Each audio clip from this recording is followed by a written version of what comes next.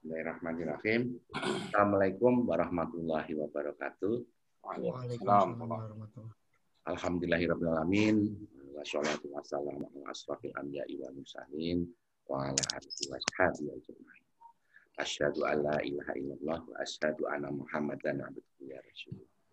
La ilaha illallah wahdahu la syarikalah, lahul mulku wa lahul hamdu wa huwa ala kulli syai'in qadir. Rabbis shrah li sadri wa yassir li amri wahlul 'uqdatam min lisani yafqahu qawli. Amma ba'du. Yang terhormat dan yang kami hormati Ustadz Kyai Haji Fadlan yang kami muliakan. Terima kasih Ustadz. Kalau tidak salah ini kali yang ketiganya Ustadz. Insyaallah. Fadlan datang di Zoom kita ini sudah 3 kali. Terima kasih sekali lagi Ustadz Fadlan. Tidak lupa kami ucapkan terima kasih kepada bapak-bapak, ibu-ibu, teman-teman semua yang sudah menyempatkan diri untuk bisa join di Zoom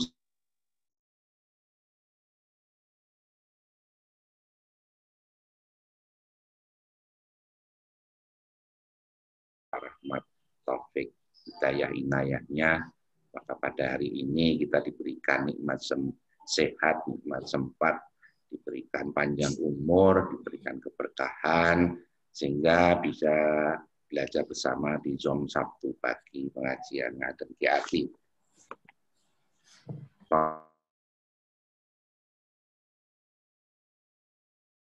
Sallallahu alaihi wasallam dan seluruh sahabat-sahabatnya yang telah memberikan manfaat dan syafaat pada kita manusia sampai hari akhir nanti.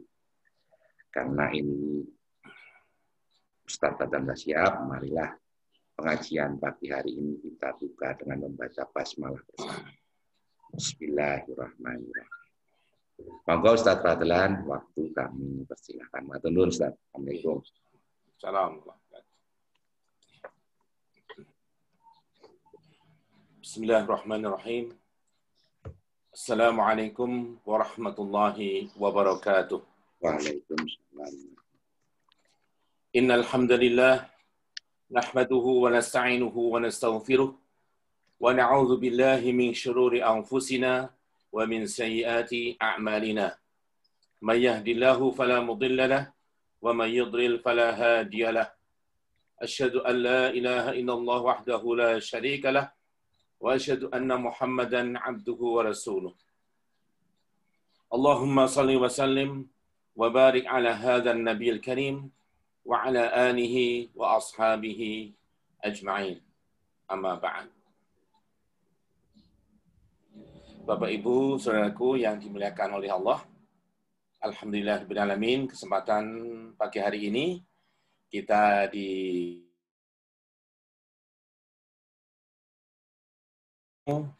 dalam majlis yang dimuliakan oleh Allah yang penuh dengan keberkahan di pagi hari ini. Salah satu doa Rasulullah SAW adalah Allahumma barik li ummati fi bukuriha. Ya Allah, berkahilah umatku di pagi-pagi hari mereka. Tentu saja keberkahan itu berkaitan dengan ketaatan kita kepada Allah Subhanahu wa taala. Amal kebaikan ataupun juga perbuatan yang memberikan manfaat kepada siapapun, itulah keberkahan. Karena makna berkah sendiri adalah manfaat yang terus-menerus dan kebaikan yang terus-menerus tanpa putus. Masya Allah. Maka bisa jadi keberkahan kita di majlis ilmu ini akan mendatangkan manfaat yang terus-menerus dan kebaikan tanpa henti dalam kehidupan kita nanti. Amin ya rabbal alamin. Tema pengajian kita pada pagi hari ini adalah ya berkaitan dengan menjaga lisan, berarti menjaga keselamatan. Ya, lisan kita semuanya tahu lisan adalah lidah. Ya, lidah kita ini sesuatu yang lentur. Orang bilang lidah tak bertulang. Masya Allah. Ya, kecil, organnya kecil, gitu. Tetapi sesuatu yang organnya kecil ini, ya, Masya Allah, sangat penting dalam kehidupan kita sehari-hari. Dia bisa menghasilkan miliaran rupiah ataupun miliaran dolar, ya. Tetapi bisa juga dengan lisan seseorang bisa rugi dunia akhirat. Wal'iyadzubillah. Bahkan dengan lisan seseorang bisa menggapai surga yang tinggi, dengan lisan juga dia bisa terjerumus ke dalam neraka jahanam sedalam-dalamnya. Wal'iyadzubillah. Maka ingat sabda Nabi SAW, "Man kana akhiru kalamihi la ilaha illallah dakhala al-jannah." Barang siapa yang ucapan terakhirnya la ilaha illallah, dia masuk surga. Masya Allah. Kalimat terakhir, siapa yang melakukan? Lisan. Ya. Kalimat la ilaha illallah. Ternyata kalau kita periksa, itu ya, la ilaha illallah itu hanya mengandung huruf lam, ya, huruf alif, kemudian huruf ha. 3 huruf ini, lam, alif, dan ha. Lam itu ujung lidah kita, ujung lisan kita. Huruf alif, huruf ha itu di tenggorokan kita. Ucapan yang sangat mudah diucapkan. Tetapi kemudahan untuk mengucapkan ini ternyata tidak semudah ketika kita mengucapkan di akhir hayat. Ya, berdasarkan informasi dari petugas kerohanian Rumah Sakit Islam Jakarta, dari 1.000 pasien yang meninggal di Rumah Sakit Islam Jakarta itu, yang bisa mengucapkan kalimat la ilaha illallah yang hanya 3 huruf itu, ya, hanya 5 orang dari 1.000 orang. Masya Allah. Artinya hanya 0,5% yang bisa mengucapkan kalimat ini. Maka kalimat inilah yang menuntun seorang menuju surga yang begitu indah. Maka lisan ini memiliki jangkauan, ya, terobosan yang sangat lebar, luas sekali, dan lisan ini sebagai juru bicara hati kita. Coba ketika seorang sedang bersedih, apa yang dia ucapkan? Ketika orang sakit, apa yang dia ucapkan? Ya.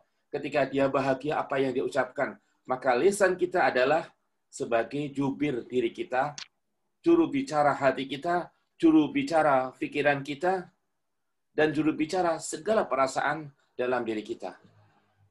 Maka oleh sebab itu, lisan kita ini adalah merupakan jalan kita berkomunikasi. Komunikasi dengan Allah Rabbul Alamin dengan lisan kita. Bahasa doa, doa kita, munajat kita dengan lisan kita. Ya. Kita ingin mendekatkan diri kepada Allah Azza wa Jalla dengan bahasa lisan kita, berzikir, mengucapkan subhanallah. Kita ingin kembali kepada jalan kebenaran pun dengan lisan astagfirullah, astagfirullahaladzim, bertobat kepada Allah, wa atubu ilallah, bertobat kepada Allah. Maka lisan kita ini memiliki pengaruh yang sangat besar dalam jiwa kita.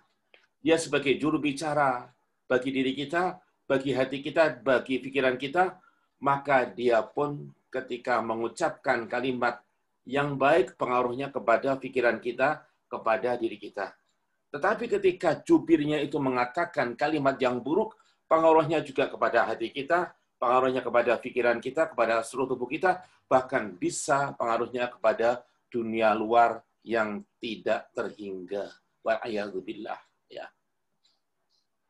Bagaimana ucapan sebuah seorang raja, ya Fir'aun, ketika dia mengatakan, ma'alimtu lakum min ilahin ghairi. Aku tidak mengakui, aku tidak mengetahui adanya Tuhan bagimu selain aku. Kalimat ini diabadikan dalam Al-Quran Karim. Membawa pengaruh yang sangat besar di masyarakat Mesir pada waktu itu, di rakyat Mesir, di kalangan Bani Israel, ya, dan membawa kesengsaraan bagi Fir'aun dan seluruh pengikut-pengikutnya ditenggelamkan oleh Allah Azza wa Jalla ke dalam Laut Merah. Kenapa? Dia mengatakan, aku tidak mengakui, tidak mengenal ada Tuhan selain aku bagimu. Ya. Hak untuk berkeyakinan saja itu dilanggar oleh Fir'aun dengan kalimat-kalimat seperti itu. Maka Allah tenggelamkan dia ke dalam Laut Merah. Dia beserta seluruh pasukannya. Ya.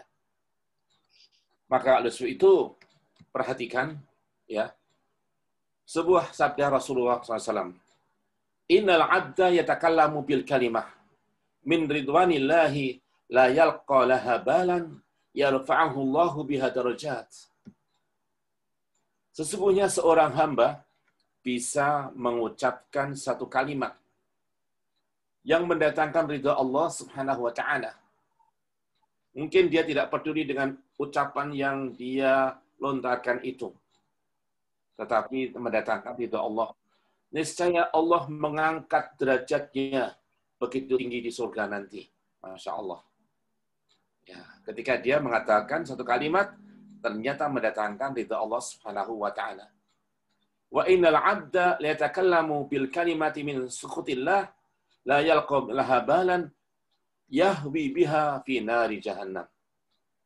Dan seorang hamba bisa jadi mengucapkan satu kalimat yang mendatangkan murka Allah dan dia juga tidak peduli, ternyata telah menjerumuskan dia ke dalam neraka jahanam sedalam-dalamnya. Wal'iyadzubillah. Ya. Maka oleh sebab itu, lisan kita ini perlu kita kendalikan. Apa yang akan diucapkan oleh lisan kita?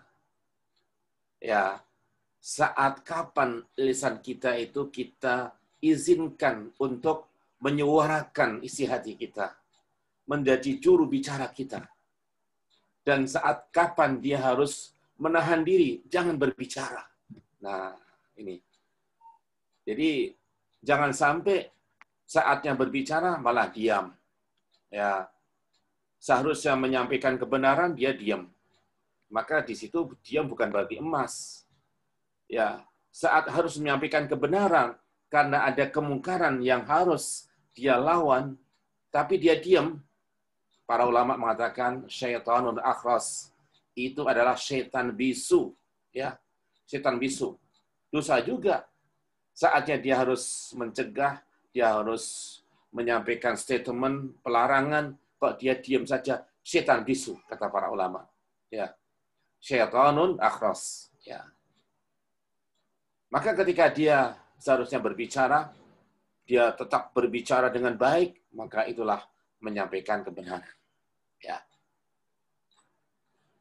Dan Allah Subhanahu wa taala telah mengirim 2 malaikat yang mencatat amal kebaikan kita dan amal keburukan kita. Dalam surah Al-Zariyat Allah sampaikan, "Ma yalfidhu min qawlin illa ladaihi raqibun atid."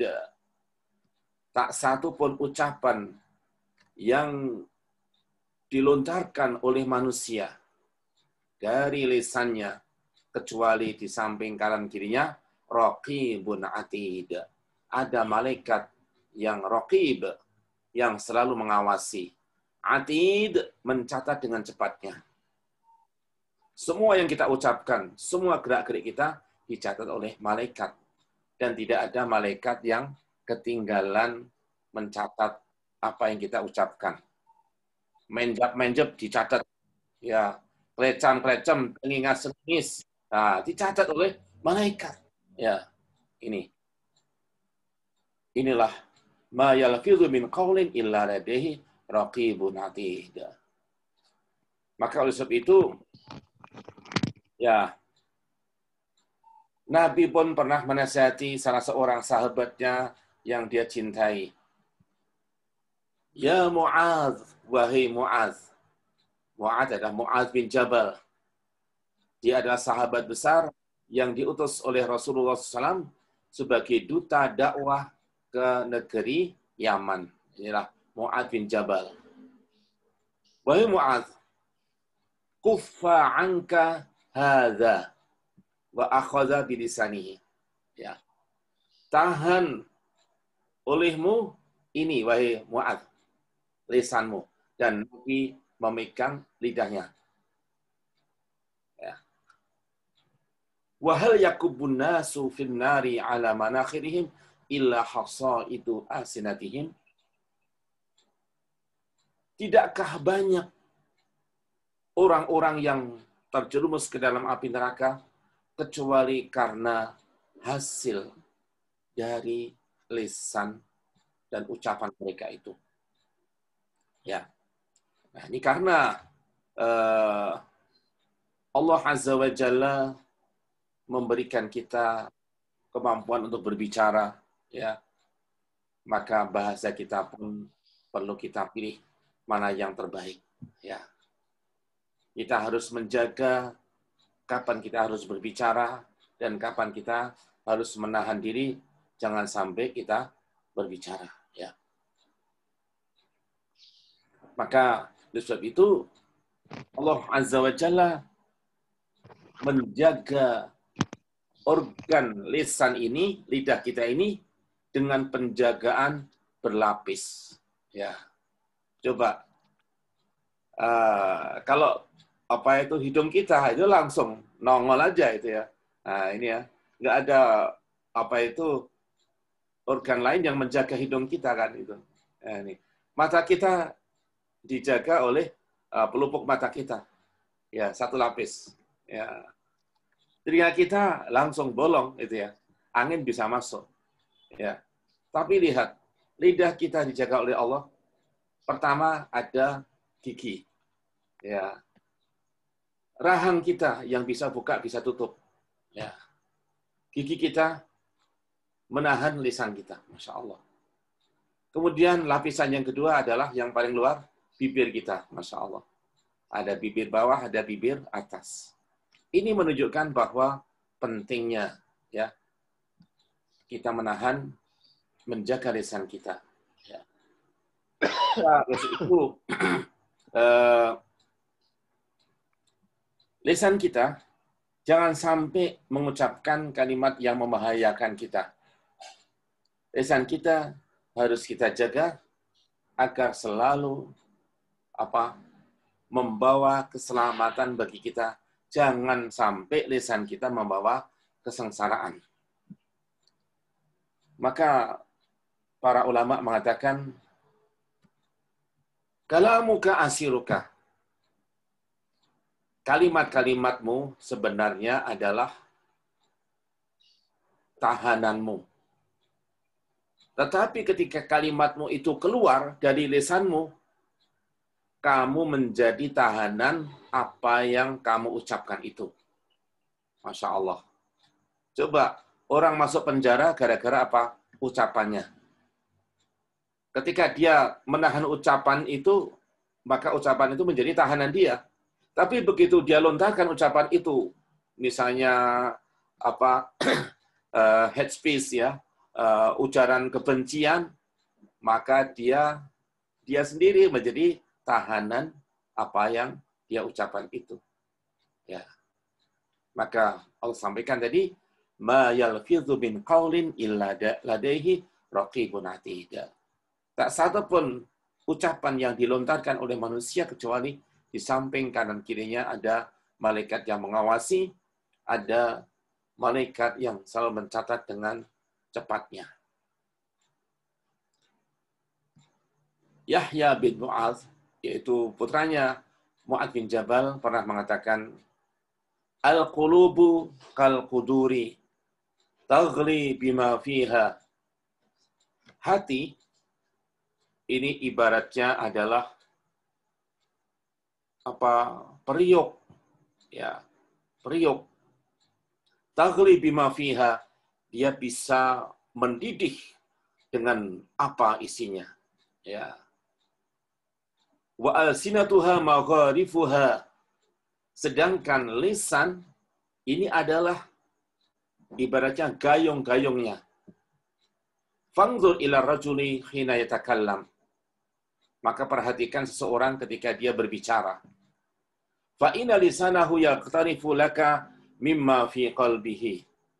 Maka sebetulnya dia sedang menggayung, nyiduk apa yang ada di dalam hatinya, berupa luapan emosi ataupun ungkapan perasaan, dia gayung, dia ciduk dari hatinya. Hulwun, ada manisnya. Wahamid, ada asamnya. Wa'azbun, mungkin rasanya segar. Wa'ujajun, asin. Wa ghairu dzalik, dan sebagainya. Pedas, ya ini. Atau rasanya nano-nano, ya ini. Agak semriwing, agak kecut, ya pahit, dan seterusnya. Maka lisan kita ini ibaratnya keran yang mengucurkan isi hati kita, isi pikiran kita. Maka perhatikan apa yang kita ucapkan itu sebagai juru bicara hati kita, dia juga sebagai keran dari perasaan hati kita, keran bagi pikiran kita. Maka apa yang diucapkan itu ketika mendatangkan murka Allah akan membawa kesengsaraan dunia akhirat. Ketika yang diucapkan itu adalah mendatangkan ridho Allah, maka akan membawa keselamatan di dunia dan di akhirat. Perhatikan, ya. Orang-orang kafir itu kenapa dikatakan tetap kafir? Permasalahannya mereka tidak mau mengucapkan kalimat La ilaha illallah. Abu Thalib, paman Nabi sendiri, sampai akhir hayatnya tidak mau mengucapkan kalimat itu. La ilaha illallah. Maka Nabi menangis. Ya. Karena sangat sedih. Kenapa pamannya yang selama ini membela beliau, tetapi dia tidak mau mengucapkan kalimat La ilaha illallah karena dihalangi oleh Abu Jahal, oleh Abu Lahab, pamannya sendiri. Ketika akan mengucapkan langsung dibentak, wahai Abu Thalib, apakah kamu membenci agama nenek moyang kita? Maka dia mengatakan, aku tetap mengikuti agama nenek moyang. Ya. Maka orang akan selamat ketika mengucapkan kalimat tauhid, la ilaha illallah. Sebaliknya dia akan sengsara dunia akhirat ketika dia tidak mau mengucapkan kalimat itu. Maka Allah mengatakan, wa idza qila lahum la ilaha illallah yastakbirun. Ketika dikatakan kepada mereka la ilaha illallah yastakbirun, mereka menyombongkan diri. Ya. Maka bencana yang pertama bagi lisan seorang adalah ketika menolak untuk mengucapkan kalimat la ilaha illallah Muhammadur Rasulullah. Ini bencana. Ya. Karena dia dalam kemusyrikan, dia dalam kekufuran, dia dalam kesengsaraan, kesesatan yang abadi dunia dan akhirat. Ya. Ini bencana pertama, mengucapkan kalimat syirik ataupun menolak kalimat la ilaha illallah. Ya. Bencana yang kedua, ketika seseorang itu mengatasnamakan agama Allah, berarti mengatasnamakan Allah Azza wa Jalla. Ini mengatakan ini haram padahal tidak diharamkan.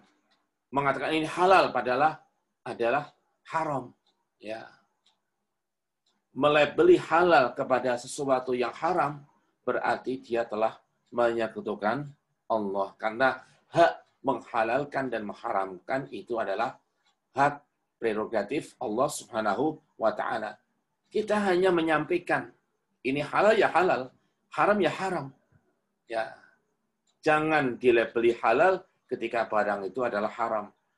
Jangan juga dilabeli haram ketika barang itu adalah halal. Ya. Menghalalkan perbuatan. Ya. Zina haram.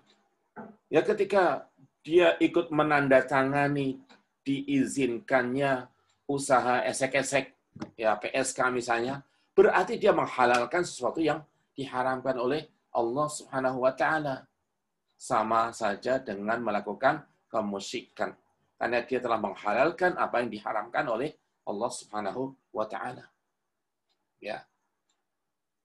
Termasuk juga seorang pejabat mengizinkan peredaran narkoba, peredaran minuman keras, dilegalkan, maka dia telah melakukan perbuatan menghalalkan yang diharamkan oleh Allah Subhanahu wa taala. Dia nggak pakai lisan, tetapi tulisan itu sebagai apa? Derajatnya sama dengan ucapan. Ya, keputusan yang tertulis maka sama dengan ucapan. Karena tulisan itu mewakili ucapan, nggak beda. Apalagi dibubuhkan tanda tangan di dalamnya, distempel lagi sebagai misalnya apa? Wali kota ataupun sebagai gubernur, ya, ataupun sebagai menteri perdagangan misalnya, melegalkan perjudian, melegalkan prostitusi, melegalkan minuman keras. Wal'iyadzubillah. Ya, ini. Maka ini sangat berbahaya. Ya, ketika seseorang itu mengucapkan kalimat yang mengatasnamakan Allah, sementara dia menentang syariat Allah Subhanahu wa taala. Ya. Bencana yang ketiga adalah al-ghibah, yaitu menggunjing. Menggunjing itu adalah menceritakan keburukan saudaranya. Meskipun yang diceritakan itu adalah sebuah kenyataan. Itulah ghibah, menggunjing. Kalau yang diceritakan itu nggak ada kenyataannya, itu namanya buhtan, kebohongan besar. Lebih besar lagi dosanya. Ini. Jadi, menggunjing adalah menceritakan. Maka Allah Subhanahu wa taala melarang, wala yaghtab ba'dukum ba'dha ayuhibbu ahadukum ay ya'kula lama akhihi maitan fakaritumu. Allah sampaikan, dan janganlah seorang di antaramu menggunjing sebagian yang lain. Wala yaghtab ba'dukum ba'dha. Apakah seseorang di antaramu senang makan daging saudaranya yang sudah menjadi bangkai? Fakarihtumu, maka kalian pasti tidak suka dengan bangkai itu. Menggunjing adalah menceritakan keburukan boroknya teman, boroknya saudara kita, boroknya seorang muslim. Maka Nabi menggambarkan, sama saja kalian itu mengambil daging busuk yang dimakan, gitu ya. Kalian pasti muak ketika makan daging busuk itu. Jangankan daging manusia, ya. Misalnya sate saja, misalnya sudah busuk, misalnya dekatin, udah buang, gitu ya. Nggak mau bayar kalau ini apa, kita di rumah makan ya. Dikasih sate tapi udah busuk dagingnya, nggak mau makan, nggak mau bayar kita. Atau kita bayar tinggal pergi. Ya. Nggak suka seperti itu. Nah, ghibah itu seperti itu. Menggunjing adalah bencana lisan. Seperti seorang itu memakan daging busuk dari saudaranya. Maka di antara manfaat ghibah itu bagi orang yang digunjing adalah dosa-dosanya berkurang, gitu loh. Nah, ini ya. Nah, bencananya yang menggunjing itu, ya, dia mengambil dosa-dosa saudaranya. Inilah bahayanya itu ya. Ini. Dan nanti di hari kiamat itu dipraktekkan, ya. Jadi orang-orang yang dahulu menggunjing itu nanti di hari kiamat, ya, dosa-dosa orang yang digunjing itu ditumpukkan ke dia, ditimpakan ke dia. Nah, ini. Begitulah cara Allah untuk mengembalikan hak-hak orang yang pernah digunjing.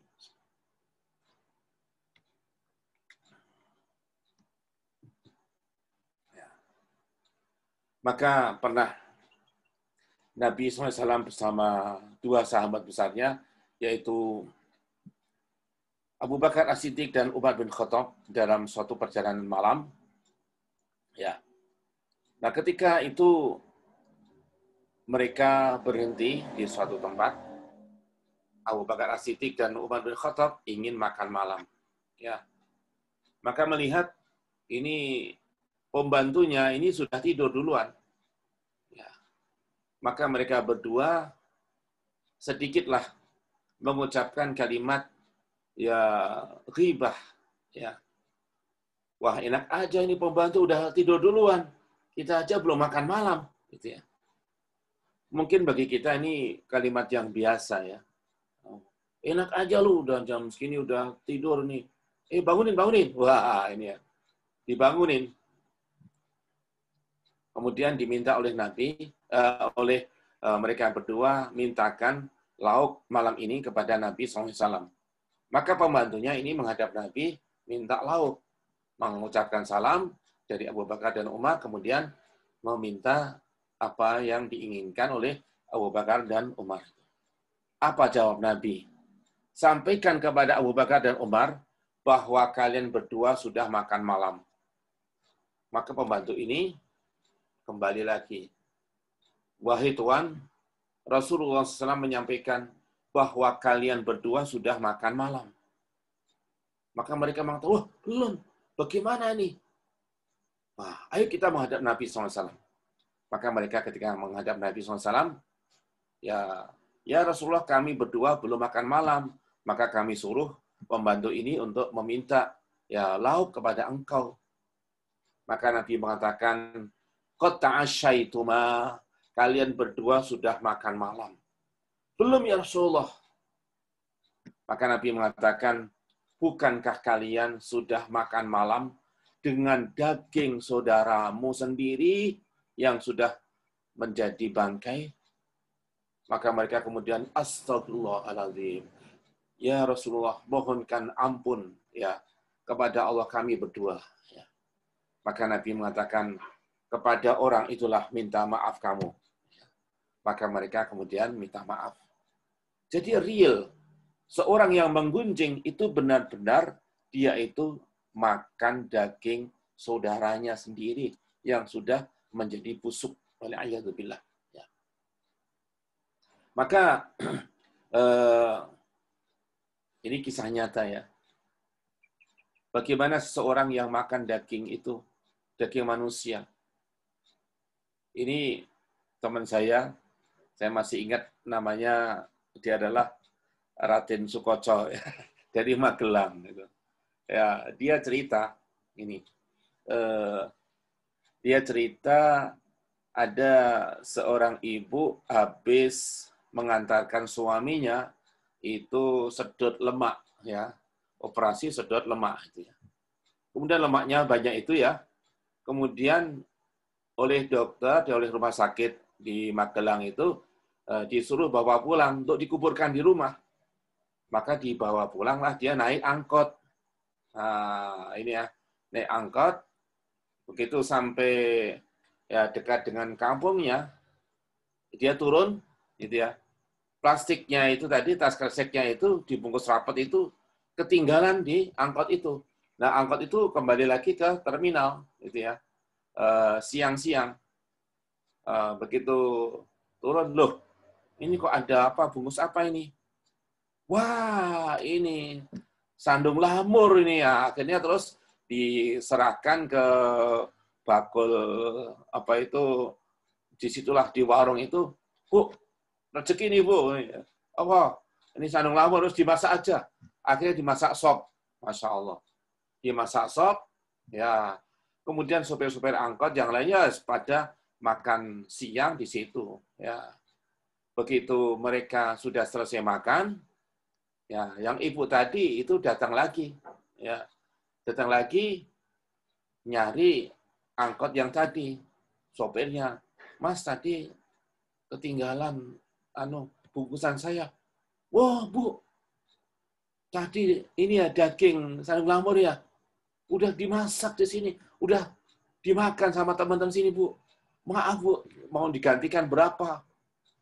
oh maaf Pak, itu tadi itu saya dari rumah sakit, ya, mengantarkan suami saya untuk yaitu operasi pengambilan lemak-lemak di perutnya. Itu, wah maaf ya, waduh, akhirnya apa yang terjadi?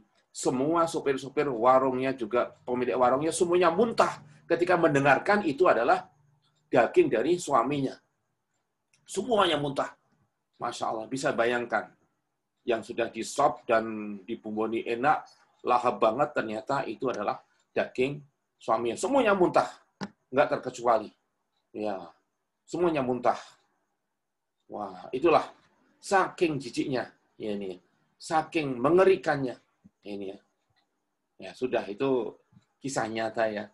Bagaimana ketika yang dimakan itu adalah barang yang sudah membusuk. Wal'iyadzubillah. Ya, lebih mengerikan lagi. Ya, ini. Maka oleh sebab itu, ghibah ini sangat berbahaya. Ya, menggunjing sesuatu yang ada kenyataannya, mestinya kita itu menjaga aib saudara kita, jangan sampai kita menceritakan aib orang lain. Ya. Ini bencana yang ketiga. Bencana yang keempat adalah al-kadzib, yaitu dusta. Ya. Dusta ini mengucapkan sesuatu yang tidak sesuai dengan kenyataan. Itulah dusta. Ya.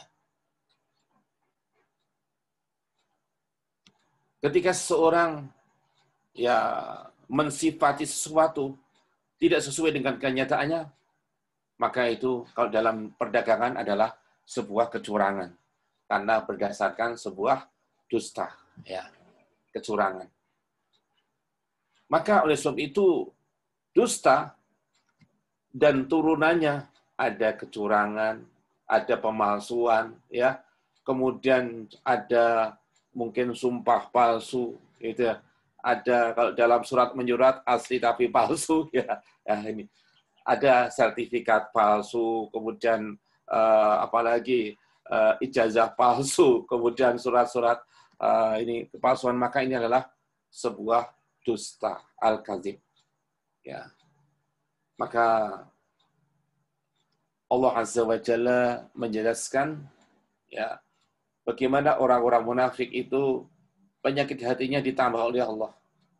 Karena di dalam hatinya ada penyakit, kemudian Allah tambahkan penyakit lagi. Fi qulubihim maradun fazadahumullahu maradun. Dalam hatinya ada penyakit, maka Allah tambahkan penyakit lagi. Yaitu apa? Karena mereka dusta, karena mereka itu ragu-ragu terhadap kebenaran, karena mereka ingkar kepada kebenaran itu. Ya. Walahum azabun alimun bima kanu yakzibun. Dan bagi mereka azab yang pedih karena apa yang mereka dustakan. Wal'iyadzubillah. Maka oleh sebab itu Nabi SAW menyampaikan ayatul munafiq salas. Ciri orang munafik itu ada 3. Pertama, idza haddatsa kadzab. Ketika dia berkata, dia dusta. Wa idza wa'ada akhlaf. Ketika dia berjanji, dia mengingkari janji. Wa idza tumina khana. Ketika dia diberi kepercayaan, dia berkhianat. Maka ini adalah ciri orang-orang munafikin. Wal'iyadzubillah. Nah, dusta ini ya adalah penyakit hati yang tidak dimiliki oleh orang yang beriman. Yang punya adalah orang kafir atau munafik. Maka pernah Nabi ditanya, "Ya Rasulullah, halil mu'min yazni?" Ya Rasulullah, bisakah orang yang beriman itu jatuh dosa zina? Maka Nabi mengatakan, "Iya, bisa jadi dosa besar." Ya. Wa halil mu'min yasrik? Bisakah seorang yang mukmin itu dia mencuri? Oh, bisa jadi dia mencuri. Mungkin dalam keadaan terpaksa. Ya. Atau pengen butuh apa itu ya. Ya bukan terpaksa ya. Tapi artinya mungkin untuk mencuri itu. Kemudian Nabi ditanya, halil mu'min yakdzib, apakah seorang mukmin itu bisa berdusta? La, tidak. Innama yakdzibul kafir, yang berdusta itu adalah orang kafir. Ya. Orang yang beriman itu nggak ada dusta.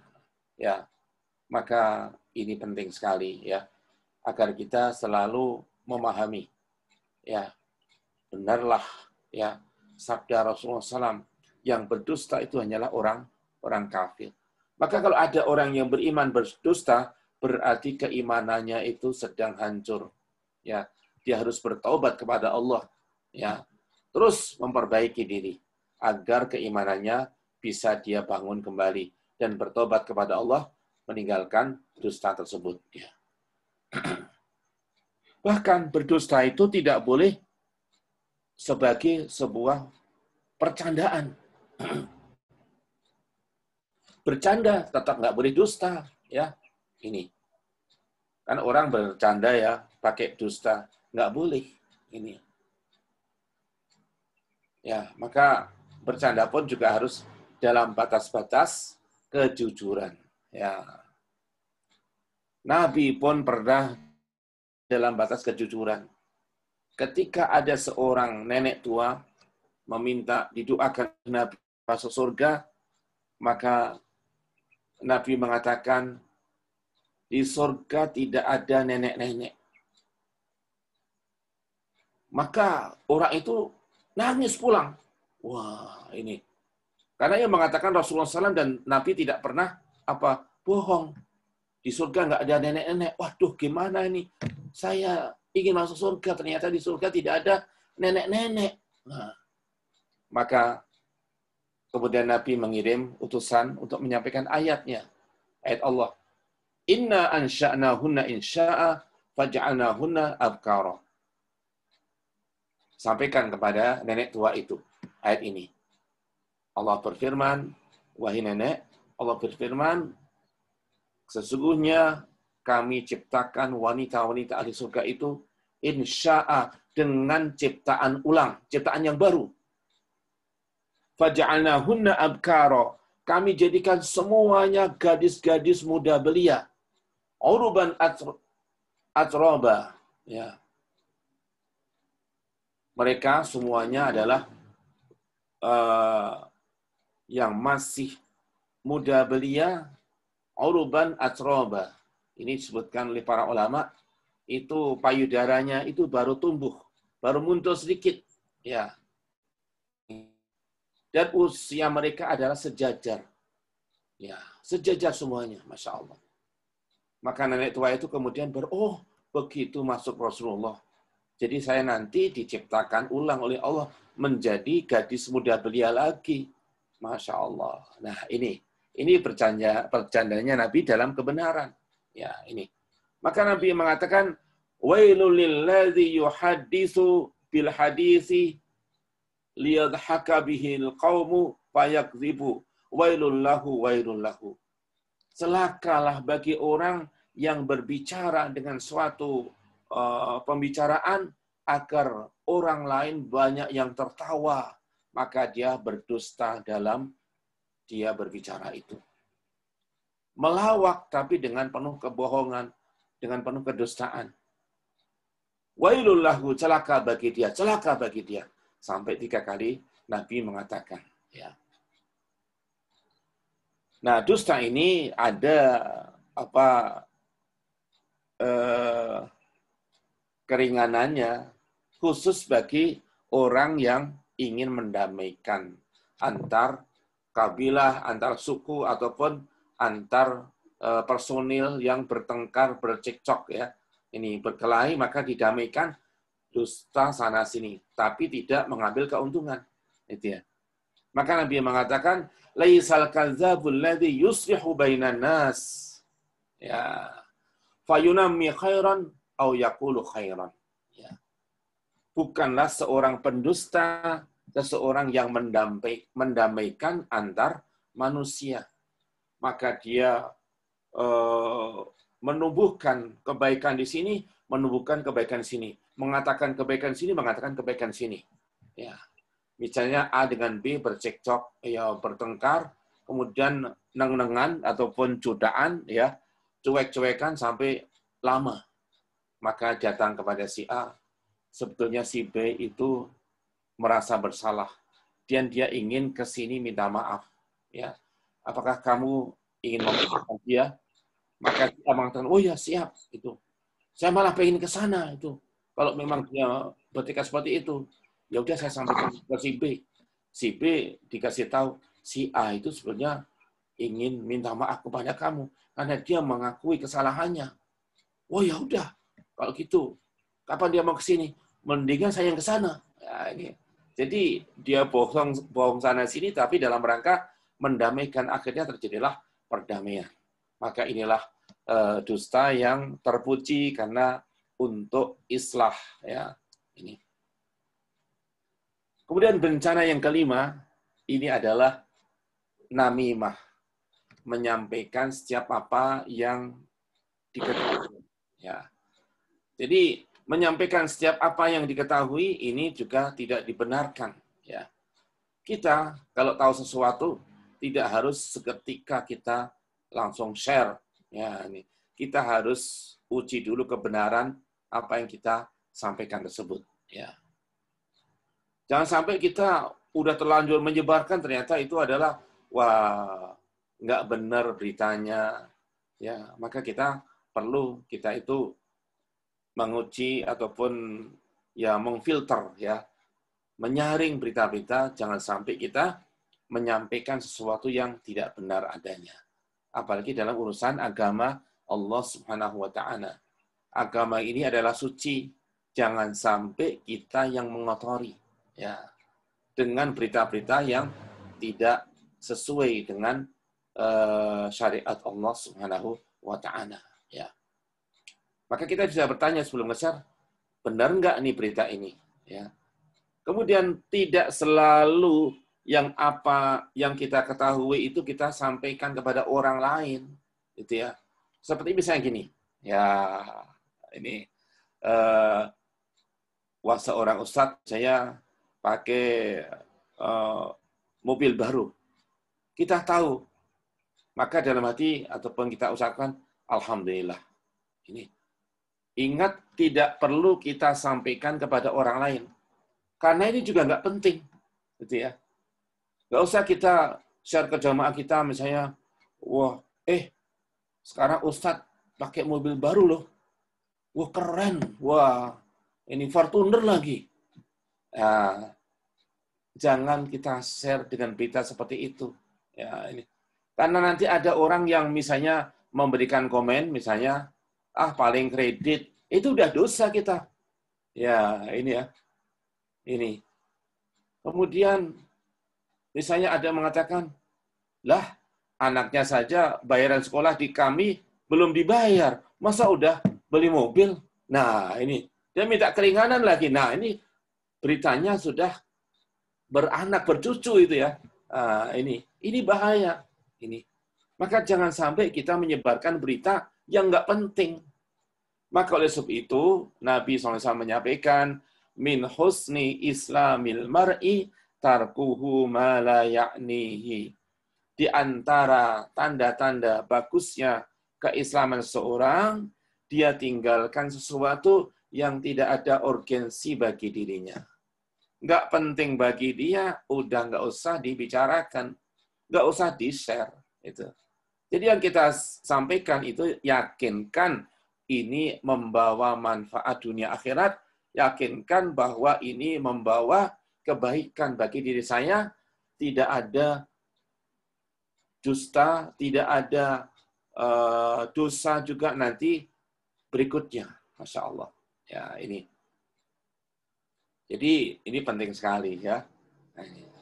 Yang termasuk juga ini kan sering ya biasa ya kita tahu, HP-nya keren loh. Wih, ini wah itu Samsung gitu tuh harganya puluhan juta ini. Lah kok dia akhirnya terus ada yang komen tadi, lah dia utang sama saya belum belum disaur, saya tagih nggak punya duit katanya. Nah, lihat berakar ngoyot itu ya. Masalahnya berakar ini ya. beranak bercucu nanti itu ya. Nah, tambah lagi. Nah, semakin seru, nah akhirnya terjadilah ya penyebaran namimah. Namimah adalah menceritakan ya sesuatu yang awalnya diperbolehkan tetapi ujungnya menjadi masalah ya. Maka kita menjaga diri, namimah ini bisa membawa dosa besar ya. Ini.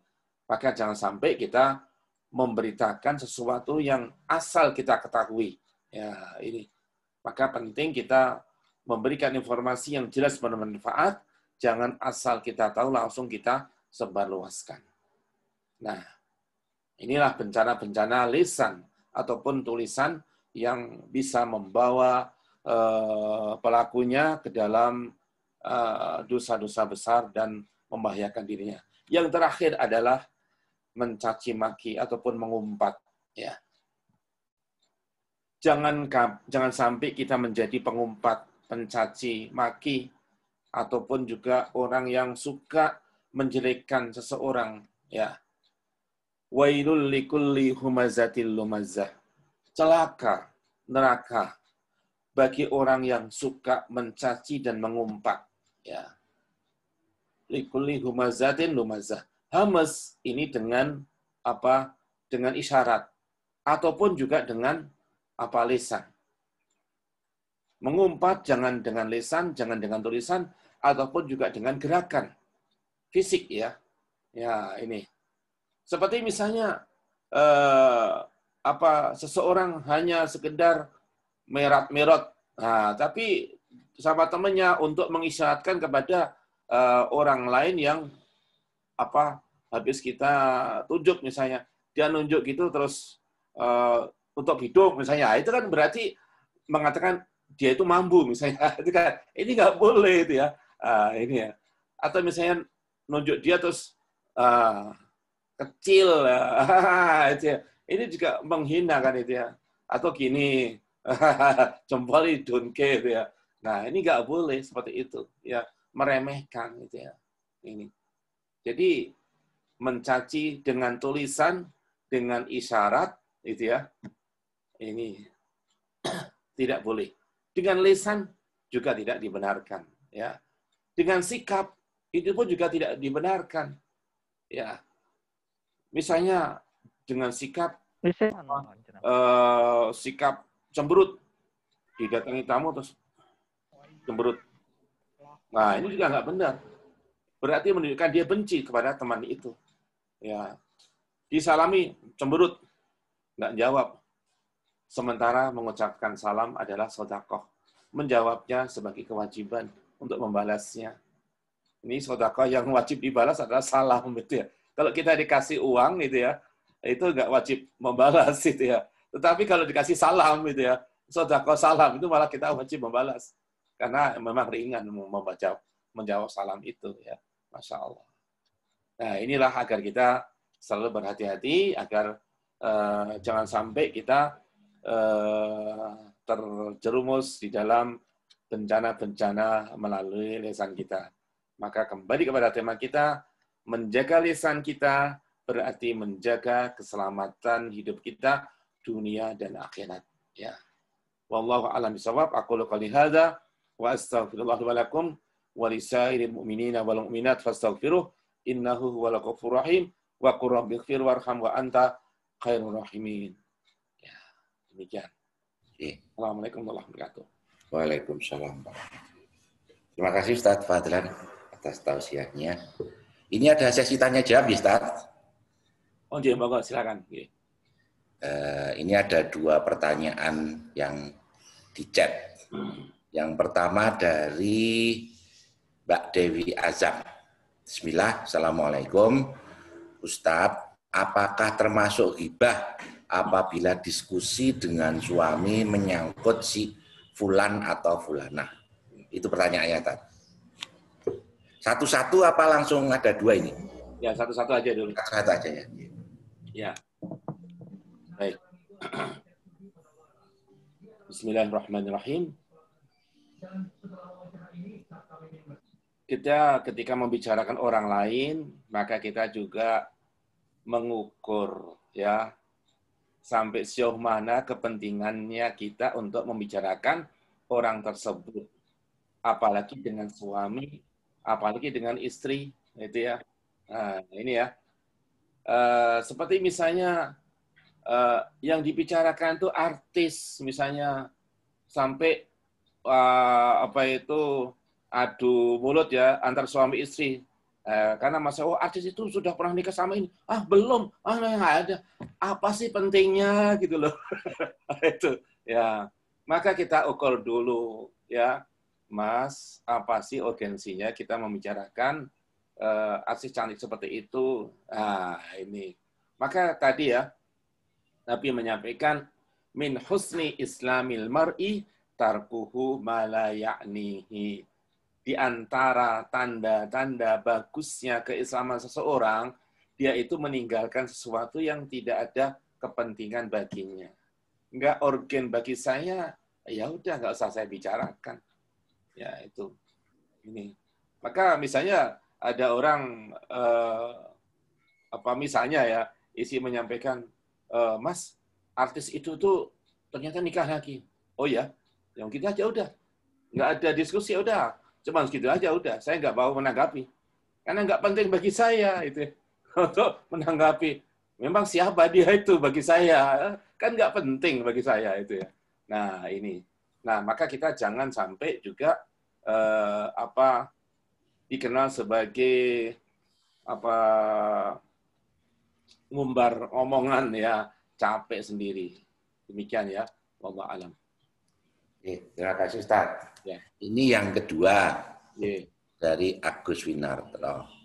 Ustaz, kalau di perusahaan kita mesti mengevaluasi bawahan dan mau tidak mau harus menyampaikan kelebihan dan kekurangannya. Ya. Adakah itu termasuk unsur hibah ketika kita mengungkap kekurangan dan kelebihan si A?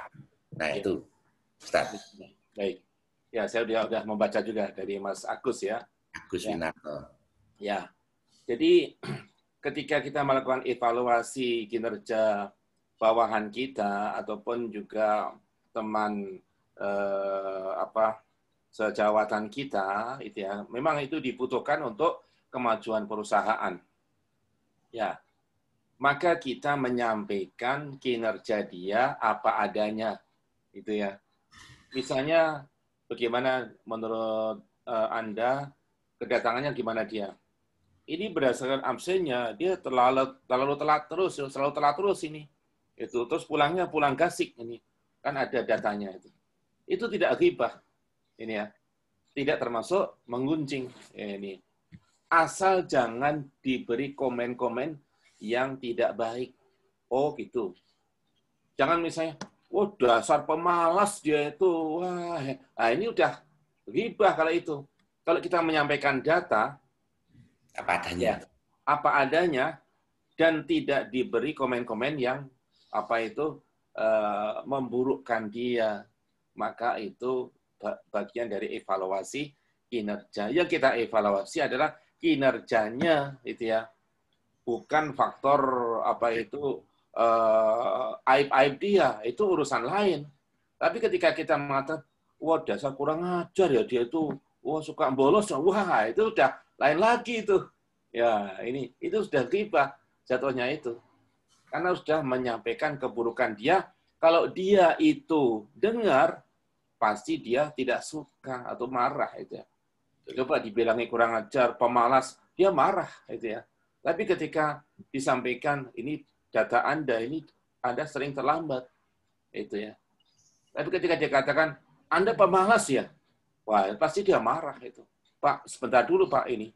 Ini jarak saya dari rumah saya ke sini itu cukup jauh. Itu bukan sekedar macet, sulit jalannya. Nah, misalnya itu. Maka seperti itu kan datanya seperti itu. Jadi kita menyampaikan data-data kinerja dia itu tidak masalah untuk kemajuan sebuah perusahaan. Ya, demikian ya. Terima kasih Ustaz. Sebelum masuk di chat ketiga, saya boleh tanya Ustaz? Boleh, monggo Ustaz. Pertanyaannya itu sebetulnya ini pertanyaan bapak-bapak Ustaz. Yeah. Jadi biasanya kalau cowok itu beli sesuatu misalnya, itu sampai rumah kan ditanya sama istrinya, Ya. tuku apa kuwi Pak nih? Tuku pelek katakanlah gitu ya. Ya. Ini pasti ada yang ketawa ini. Ya, atau kir. Katakanlah 1.000. Cuma kalau kita ngomong 1.000 kan nanti di rumah pasti jadi gini-gini kan Ustaz. Ya. Kalau tuku ayo ming 200 gitu loh. Maksud kita apa? Kita berdusta untuk kebaikan itu diperbolehkan nggak Ustaz? Ya. Ya. Baik. Kita tidak perlu berdusta untuk hal yang seperti itu, ya. Ya, ini ya. Tuku Brompton sih, oke, 6 juta. Atau 10 juta. Ya. Maka kita tidak perlu seperti itu. Ya, segala sesuatu itu makanya ada kalau sekarang ada SNI ya standar nasional Indonesia. Sudah nanya istri dulu SNI ya. Ya itu. Jadi misalnya Dik, saya mau beli ini ya, misalnya mereknya mau saya ganti. Ini mereknya sepeda udah bagus, tapi ada yang lebih nyaman itu ya. Nanti bannya juga bisa diganti yang lebih ramping misalnya. Oh ya, harganya berapa? Segini. Wah, mahal banget. Itu yang murah. Bilang itu nggak mahal, biasa seperti itu. Artinya kan bisa menetralisir dari awal tuh SNI dari sudah nanya istri itu. Ya itu. Jadi mau beli apa nanya istri dulu. Jangan sampai langsung beli itu. Apa ini untuk membersihkan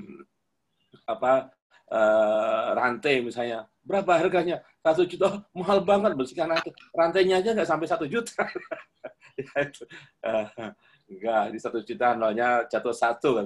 Oh, 100 ya udah. Ya udah, kita aja. Ya, terima kasih Ustaz. Oke ya, insya Allah. SNI tidak ya, kalau mau beli yang mahal, SNI dulu. Itu. Terima kasih. Ya. Ini ada lagi yang dari chat dari Mbak Afifah. Afifah Inayati ya. Ada profesi yang melakukan konseling, misal di grup guru BP atau BK atau psikolog. Nah, saat konseling itu kan kerap menceritakan perbuatan orang lain yang menjadi penyebab masalahnya. Apakah ini juga jadi ghibah? Itu pertanyaannya, Ustaz. Ya. Kembali kepada hadis tentang islah tadi ya, mendamaikan seseorang ataupun juga melakukan perbaikan. Ya, jadi islah itu mengandung 2 arti. Yang pertama adalah mendamaikan, ya. Yang kedua adalah melakukan perbaikan. Jadi ada rekonsiliasi, ada perbaikan, reformasi, ya atau rehabilitasi. Kalau itu berkaitan dengan masalah kejiwaan, ya maka itu diperbolehkan meskipun dengan kehati-hatian tanpa ada unsur menjelekkan ataupun menjatuhkan orang yang menjadi penyebab masalah itu. Seperti misalnya ada orang konsultasi ya di sekolahan itu, Pak, anak saya ini susah diatur. Maaf aja ya, karena temannya itu seperti itu. Terus guru BK-nya mengatakan, siapa ibu temannya? Ya, kelompoknya ini, temannya ini. Oh, maka itu diperbolehkan. Maka guru itu tadi kan akan juga melakukan islah ya, memperbaiki orang-orang yang ditunjuk oleh orang tua tersebut. Kelompoknya ini. Oh, ya udah nanti mereka akan saya panggil untuk melakukan klarifikasi dan juga untuk memperbaiki mereka. Ini sudah menjadi tanggung jawab kami, Bu. Nah, seperti itu ya. Jadi diperbolehkan untuk menyampaikan seperti itu.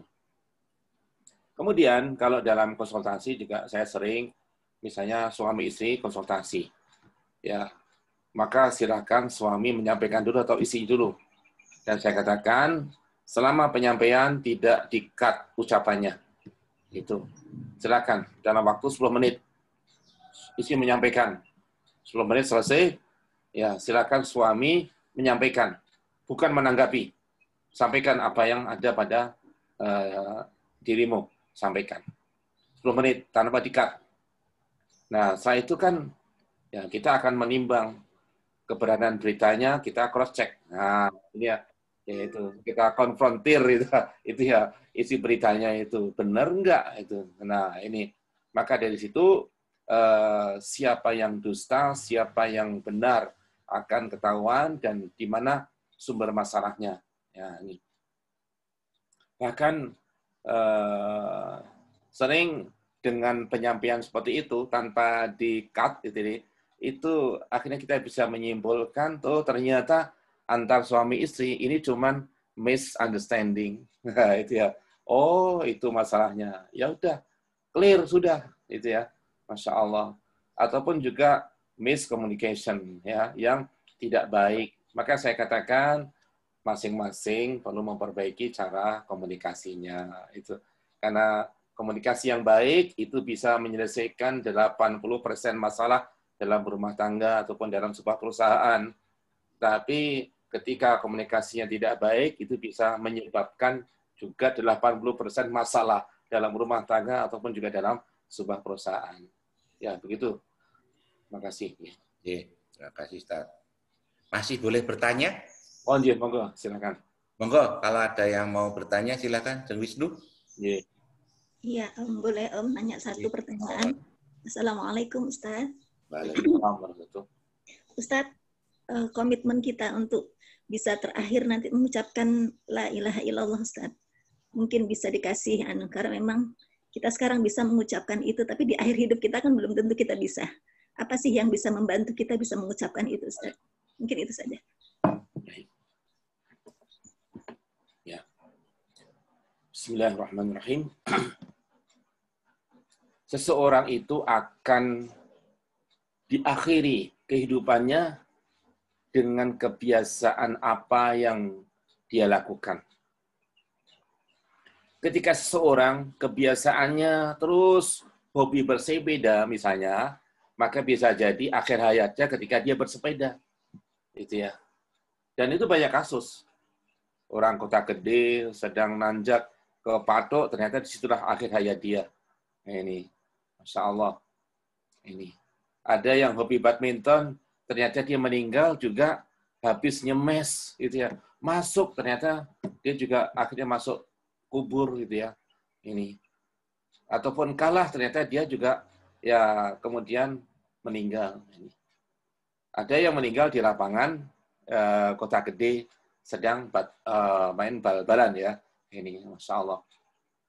Nah, ada orang meninggal ketika sedang sholat. Ada orang meninggal ketika sedang haji dan sebagainya. Ya, maka disinilah kita perlu membiasakan. Nah, kalau kita ingin mengucapkan kalimat La ilaha illallah di akhir hayat kita, maka biasakan kalimat ini spontanitas dalam kehidupan kita sehari-hari. Jadi mengucapkan La ilaha illallah. Ya, kalimat tauhid.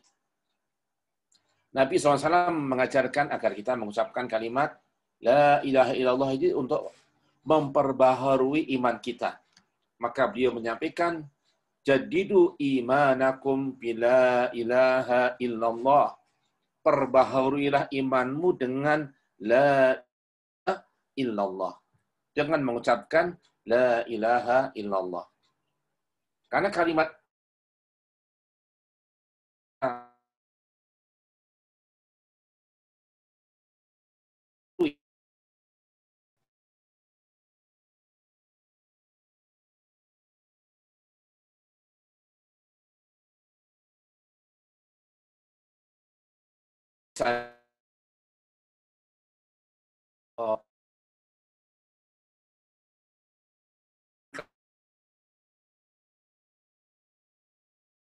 sakit oleh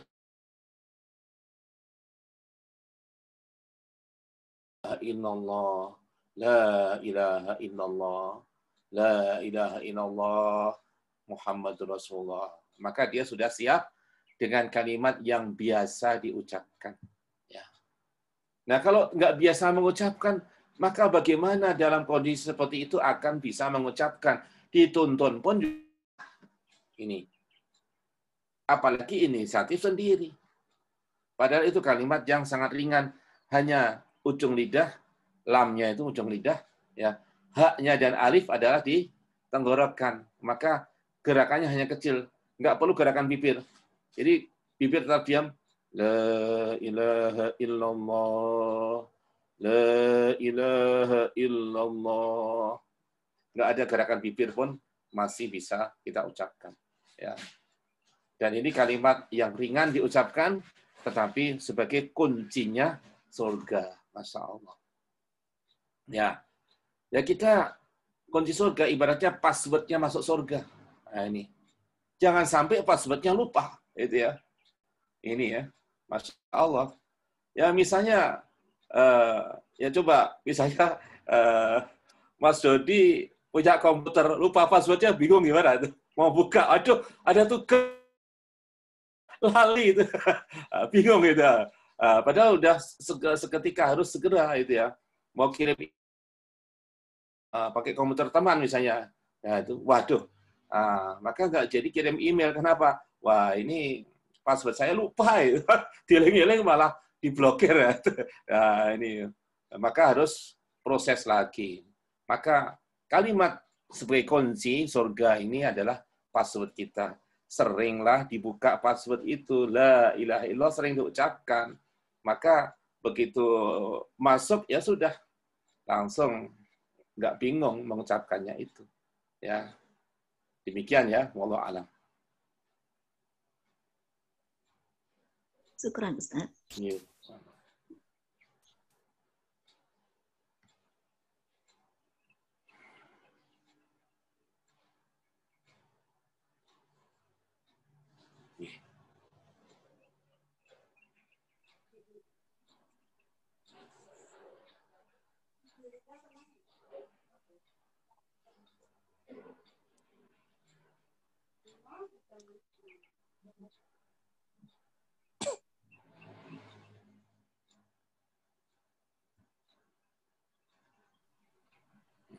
Masih dimut tuh suara mic-nya. Mas Dodi kayaknya Om Dudi unmute gitu. di mute. Ya. Ya, maaf. Nah, Monggo kalau ada yang mau bertanya. Om Mael? Kalau belum ada, saya lagi ya Ustaz. lanjut monggo. Ya. Alhamdulillah. Ketika beberapa hari yang lalu Ustadz mengirim tema menjaga lisan, menjaga keselamatan, saya benar-benar diuji Ustadz. Ada orang yang onek-onek kayak gitu loh. Saya jane yo rada arep emosi ning yo. Begitu inget, wah temanya menjaga lisan, menjaga keselamatan. Itu ternyata alhamdulillah menjadi sesuatu ya, wong iki kudu sabar. Ternyata lakoni susah ya. Itu biar atine itu tetap ke jalan yang lurus itu gimana Ustaz itu? Moga Ustaz. Ya tadi kayak periuk ya. Boleh mendidih gitu. Kerannya aja dibuka. Kan jeblok ya. Nah, itu. Maka ibaratnya panci presto itu ya. Panci presto panas ya. Biarlah bunyi nging-nging tapi jangan tutupnya buka, meledak gitu. Berarti sayurnya mabul-mabul itu. Nah, itu. Jangan dalam keadaan panas jangan dibuka ya. Ya. Biarlah dia dingin dulu baru dibuka. Bisa dinikmati nanti masakan prestonya kan itu ya. Tapi kalau masih panas dibuka jeblok gitu. Ya ini mental tutupnya. Itu ya butuh perjuangan ya Ustaz. Ya, betul. Ya, itu maka perlu kesabaran, menunggu biar jangan dalam keadaan mendidih kerannya dibuka. Ya, itu. Ya, kalau kerannya ada nanti panas sekali itu. Ya, biarlah. Nah, itu ya, gitu ya. Jangan sampai nyembur, panas gitu ya. Bahaya itu. Biarlah menyembur tapi sudah dingin. Nah, itu kan nyaman kan itu ya. Masya Allah. Ya kira-kira begitu, memang butuh kita kesabaran. Maka Nabi pun juga mengatakan seorang hakim janganlah mengambil keputusan ketika dia marah. Nah, itu ya. Jadi misalnya hakim marah kepada al-mahkum alaih, kepada terdakwa, marah hari itu, maka jangan ambil keputusan.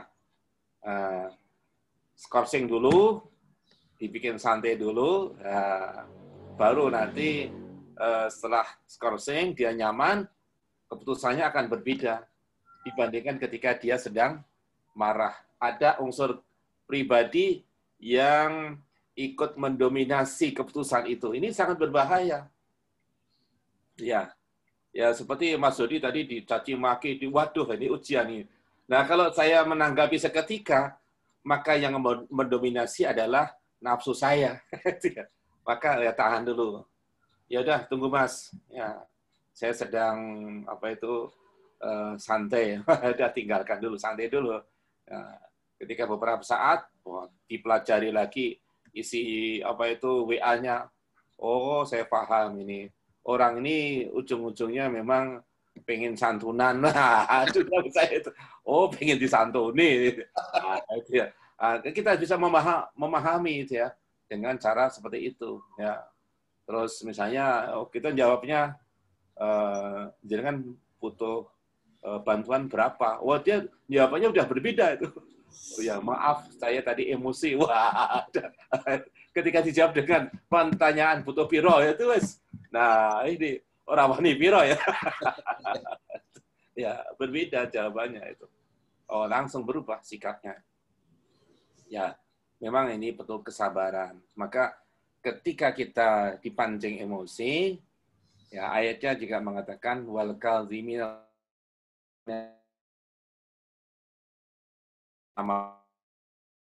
memaafkan, kemudian berbuat baik kepada orang yang membuat kita marah itu. Nah, ini kesempatan untuk berbuat baik ya. Tetapi tetap kita baiki ya Ustaz ya. Tetap kita baiki. Iya, itu. Karena dengan kita berbuat baik, jadi gini, berbuat baik kepada seseorang yang tidak pernah berbuat baik kepada kita, itu biasa. Gitu ya. Kalau kita berbuat baik kepada orang yang biasa berbuat baik kepada kita, itu namanya membalas budi. Balas jasa ini. Tetapi berbuat baik kepada orang yang berbuat buruk kepada kita, itulah kedahsyatan dalam jiwa kita. Nah, ini kehebatan dalam jiwa kita. Nabi itu kalau diburuki dibalas dengan kebaikan. Maka orang Yahudi akhirnya masuk Islam karena setiap hari meludahi Nabi terus itu ya.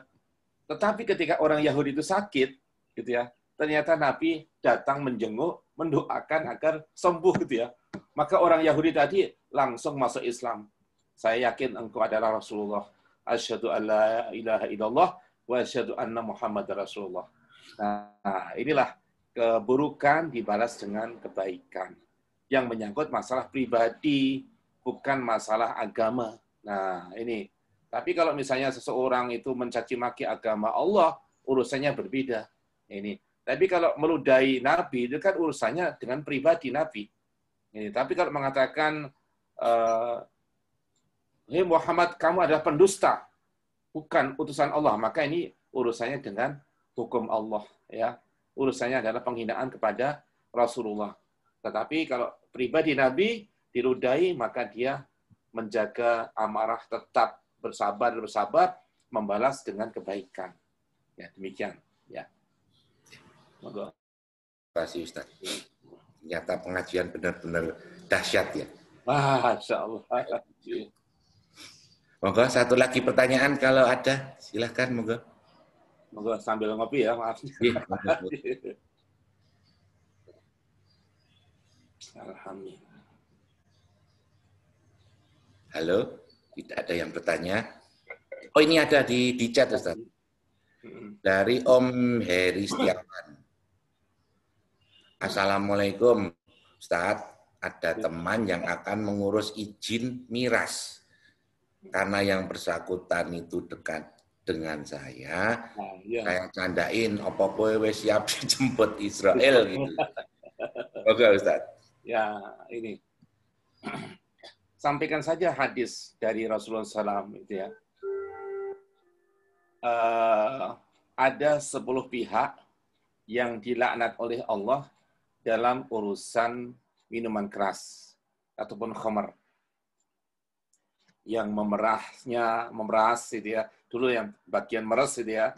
Ini kemudian yang membawanya, memikulnya, yang mengantarkannya, yang menjualnya, yang membelinya, yang melayaninya, yang menjadi saksi, yang mencatat, gitu ya. Itu 10 pihak yang dilaknat dalam urusan minuman keras. Itu. Dilaknat itu berarti diusir dari zona rahmat Allah. Gitu ya.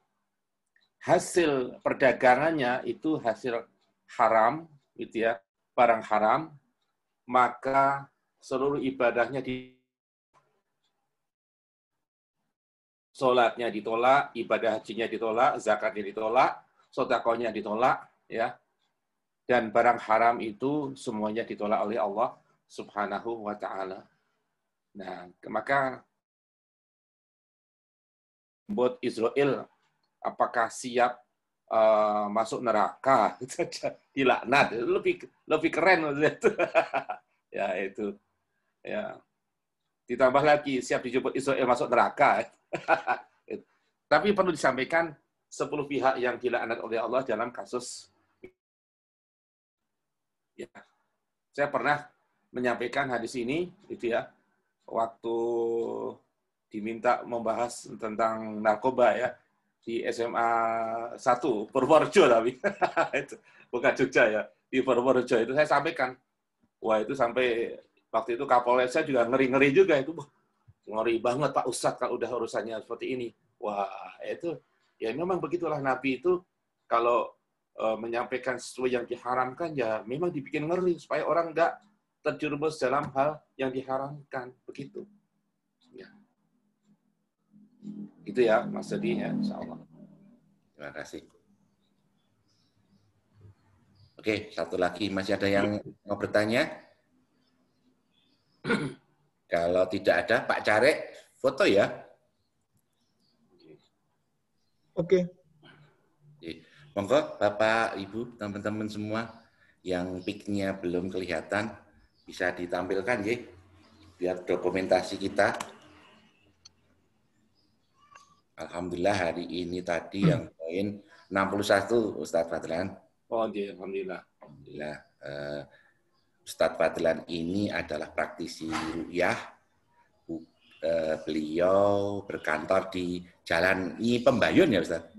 Ya. Di Pembayun sebelah barat lapangan Karang. Jadi kalau panjenengan lewat lapangan Karang ke barat, terus ke selatan nanti insya Allah ketemu dengan tempat prakteknya Ustadz Fadlan ini. Ustadz Fadlan ini juga membantu saya menjadi pengasuh di Rumah Yatim Duafa Ngadem Jati. Terima kasih Ustadz.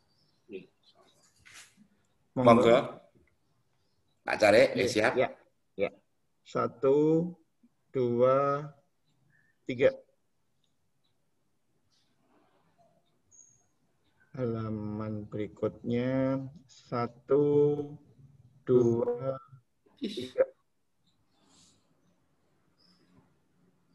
Ya. 1, 2, 3. Dah. SKP. Oke, nanti sebelum diakhiri dikasih doa dulu ya Ustaz ya. Oh iya, siap. Ya. Alhamdulillah sebelum ditutup, insya Allah di Sabtu depan yang akan hadir di Yom kita adalah guru saya Pak Haji Harsoyo, Pak Haji. Insya Allah beliau akan hadir di Yom Sabtu pagi kita. Kemudian saya ucapkan terima kasih kepada teman-teman Fatmanaba 89, Fatmanaba 90, teman-teman Panam, Teknik Sipil UII, ada teman-teman Haji Alba Kota, kemudian teman-teman dari Kota Gede dan sekitarnya. Kami ucapkan terima kasih banyak sudah berkenan join di Sabtu pagi hari ini. Maka Ustaz Fadlan bisa dipimpin doanya. Baik. Bismillahirrahmanirrahim.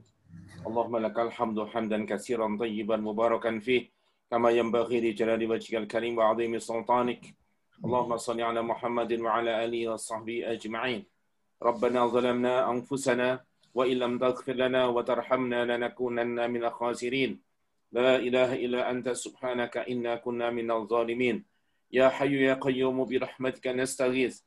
Aslih lana syu'unana kullaha wa la takilna ila anfusina tarfata 'ain. Allahumma aqsim lana min khashyatika ma tahulu bihi bainana wa baina ma'siyatik wa min ta'atika ma tuballighuna bihi jannatak wa min al-yaqini ma tuhawwinu bihi 'alaina masa'ibad dunya. ومتعنا بأسماعنا وأبصارنا وقوتنا ما أحييتنا واجعله الوارث منا واجعل ثأرنا على من ظلمنا وانصرنا على من عادانا ولا تجعل مصيبتنا في ديننا ولا تجعل الدنيا أكبر همنا ولا مبلغ علمنا ولا إلى النار مصيرنا ولا تسلط علينا من لا يخافك ولا يرحمنا ربنا آتنا من لدنك رحمة وهيئ لنا من أمرنا رشدا ربنا تقبل منا إنك أنت السميع العليم وتب علينا إنك أنت التواب الرحيم ربنا آتنا في الدنيا حسنة وفي الآخرة حسنة وقنا عذاب النار وصلى الله على نبينا محمد وعلى آله وصحبه وبارك وسلم سبحان ربك رب العزة عما يصفون وسلام على المرسلين والحمد لله رب العالمين. Terima kasih Ustaz Fadlan atas tausiahnya hari ini. Marilah pengajian pagi ini kita tutup bersama-sama dengan membaca doa kafaratul majelis. Subhanakallahumma bihamdik asyhadu an la ilaha illa anta astaghfiruka wa atubu ilaik. Terima kasih banyak. Sampai ketemu Sabtu depan ya. Jangan lupa setelah ini ada kajian Al-Qur'an yang akan dipimpin oleh Jeng Wisnu. Moga Jeng Wisnu matur. Amit nggih Mas Dudi. Terima kasih Bapak Ibu teman-teman. Assalamualaikum. Waalaikumsalam. Ya, saya pamit juga nggih. Saya aktif dulu ya. Monggo. Assalamualaikum. Waalaikumsalam. Kita Dudi. Nggih, matur nuwun Om Ael. Iya, kita tunggu dulu ya Om. Sejenak. Ya, pamit Mas Dudi. Nggih, matur nuwun Bu Muha, matur nuwun. Bu Guru, terima kasih. Pamit ya. Assalamualaikum. Salam.